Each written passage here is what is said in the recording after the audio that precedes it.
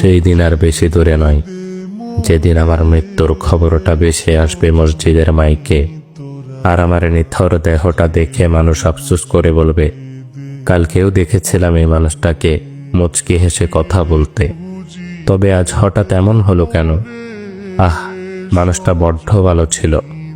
কারো কারো হয়তোবা চোখের কোণে অশ্রু জমবে, আবার কারো কারো চোখ থেকে হয়তোবা 2 ফোঁটা জলও গড়িয়ে পড়বে।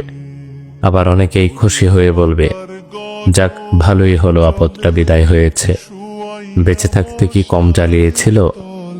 ব্যস্ততার কারণে আমার অনেক কাছের মানুষরাও হয়তোবা আমার জানাজায় উপস্থিত হতে পারবে না। আবার অনেক দূরের মানুষও শত ব্যস্ততার মাঝেও ছুটে আসবে আমাকে শেষবারের মতো বিদায় দিবে বলে। লুকিয়ে থাকবো আমি 3 টুকরো সাদা কাফনের আড়ালে।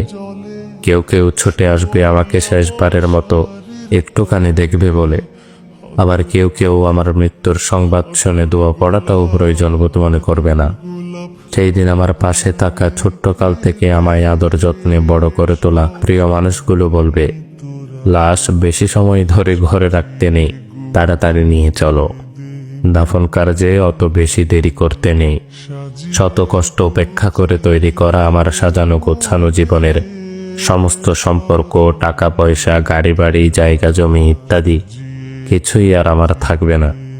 এমনকি দিন কয়েক পর হয়তোবা আমার অস্তিত্বটুকুও হারিয়ে যাবে মরুর ধূলিকণার মতো। তারপরও কেন জানি আমার অহংকার, সম্পদের লালসা, ক্ষমতার তৃষ্ণা ইত্যাদি যেন দিন দিন বেড়েই চলেছে। একদিন আমার মৃত্যু হবে, আর সবকিছুই ছেড়ে চলে যেতে হবে সেই অন্ধকার কবরে। এই কথা যেন জেনে বুঝেই ভুলে বসে থাকি এই মিথ্যে দুনিয়ার মিথ্যে মায়ার চাদরে নিজেকে জড়িয়ে রেখে। ভালো লাগে না মোর সাদা কাপড়, সাদা কাপড়, সাদা কাপড়।